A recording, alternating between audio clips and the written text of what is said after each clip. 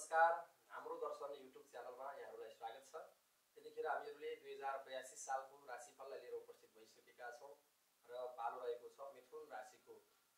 यदि यहाँहरूले निवारण गर्दै गर्दा अथवा नामाकरण संस्कार गर्दै गर्दा यदि यहाँहरूको 27 वटा नक्षत्र मध्येमा विभिन्न नक्षत्रहरू छन् र प्रत्येक नक्षत्रको 4-4 वटा चरण छन्। 27 × 4 गर्दा 108। यिनै 108 वटा अक्षरबाट नै संसारमा सबै मनुष्यको हाम्रो हिन्दू धर्म परम्परा अनुसार नाम राख्ने गरिन्छ, जसमध्येमा तपाईको क, कि, कु, घ, ङ, ग, छ, के, को, ह यी अक्षरहरूबाट तपाईको नाम उठेको छ भने पक्कै पनि यहाँको रहनेछ मिथुन राशि।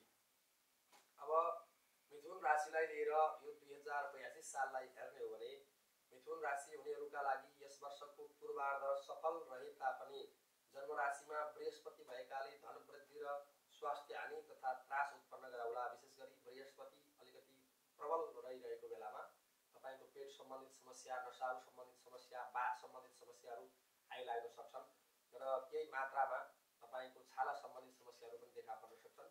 त्यसकारण स्वास्थ्यमा थोरै केयर गर्नुहोला, खानपानमा थोरै सजग रहनुहोला मिथुन राशि भएका व्यक्तिहरूले। र मनमा केही न केही भय त्रास उत्पन्न भइरहन सक्छ। त्यसकारण तपाईले आफ्नो मनलाई चाहिँ अलिकति मानसिक रूपमा आफै प्रबल रूपमा जागृत हुनुपर्ने, अलिकति बलियो हुनुपर्ने अवस्था सिर्जना हुन्छ।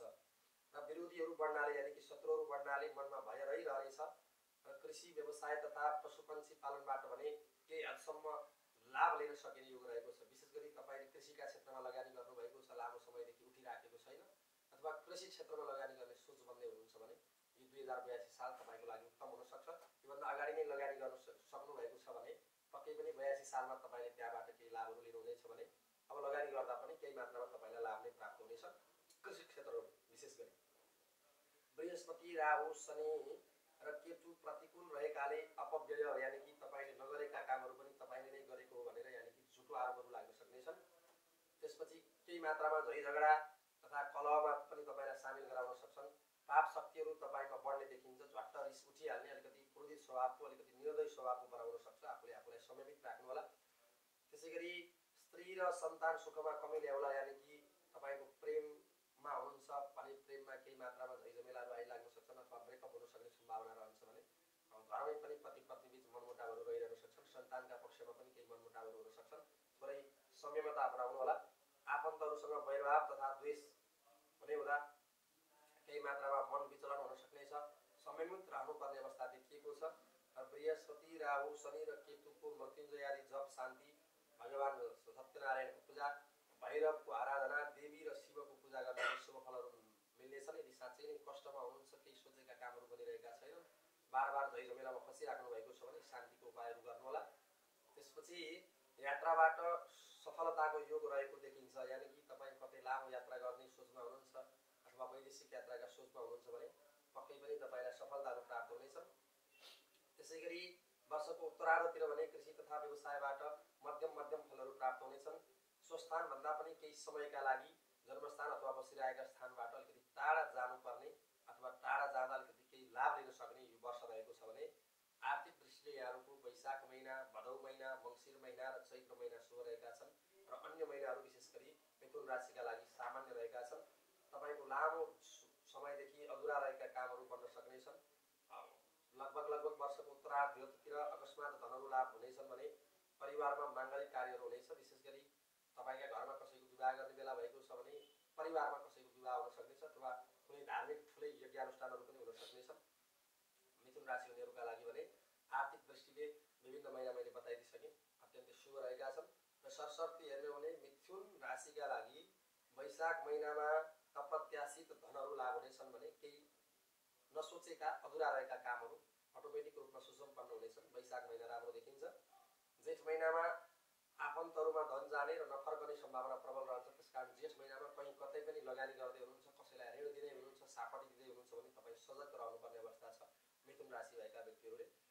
त्यसैगरी असार महिनामा स्थान परिवर्तनका सम्भावना रहेका छन्। यानि कि जागिरमा हुनुहुन्छ भने केही समयका लागि अलिकति सरुवा हुन सक्छ। काजका कार्यक्रमले कतै बाहिर निस्कनु पर्ने हुन सक्छ अथवा तपाईँ कतै बसिराख्नु भएको छ भने भाडामा बस्नुहुन्छ अथवा कतै व्यवसाय गरिराख्नु भएको छ भने स्थान छोडेर हिँड्नुपर्ने पनि सम्भावना रहन सक्छन्।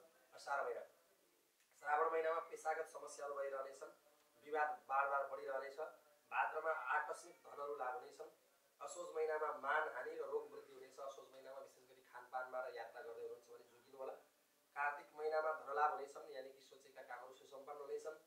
मङ्सिर महिनामा तपाईँको शत्रुनाश हुनेछन्, सुख प्राप्ति हुनेछ। पुष महिनामा लामो यात्रा र खर्च वृद्धि हुने सम्भावना देखिन्छ। माघ महिनामा स्वास्थ्य र पारिवारिक समस्याहरू पुनः तपाईँका दोहोरिन सक्छन्। फागुन महिनामा पाप कर्ममा मन लाग्नाले केही अपयसहरू मानहानिहरू हुन सक्नेछन्। विशेष गरी फागुन महिनामा कुनै पनि काम गर्दा एकदमै सोच विचार गरेर मात्रै काम सुसम्पन्न गर्नुहोला। त्यसै गरी चैत्र महिनामा अधुरा रहेका कामहरू सुसम्पन्न हुनेछन् र तपाईँको कतै फसेका धनहरू छन् भने पनि चैत्र महिनामा तपाईँलाई प्राप्त हुन सक्ने सम्भावना प्रबल रहन्छ। र परिवारमा केही माङ्गलिक कार्यहरू हुनेछन् भने यो वर्ष धार्मिक कार्यले तपाईँको मन प्रसन्न रहने सम्भावना प्रबल देखिन्छ। सरसर्ती हेर्दा मिथुन राशिलाई यो वर्ष राम्रै छ। स्वास्थ्यको दृष्टिकोण भन्दा बाहेक अन्य चिजहरू त्यति नराम्रो अवस्थामा छैन, तर स्वास्थ्यका दृष्टिकोणले अलिकति जोगिनुपर्ने समय रहेको छ। मिथुन राशिको लागि तपाईँको शुभ रङ रहेको छ हरियो। त्यसै गरी शुभरत्न रहेको छ पन्ना र तपाईँको राशि स्वामी रहेको छ बुध। त्यसकारण बुध भन्ने बित्तिकै बुधबारका दिनमा तपाईँले माछा मासु लसुन प्याजहरू नखानुहोला।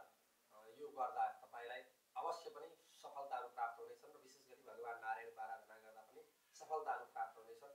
यसरी समग्रमा मैले यहाँहरूलाई मिथुन राशिको 2082 सालको राशिफल बताएँ। राशिफलले जे जस्ता राम्रा नराम्रा बताए पनि यदि तपाईँले सत्कर्म गर्नुभएको छ भने शुभ फलहरू र असत्कर्महरू गर्नुभएको छ भने अशुभ फलहरू प्राप्त हुनेछन्। त्यसकारण कर्म गर्दा राम्रो कर्म गर्नुहोला भन्ने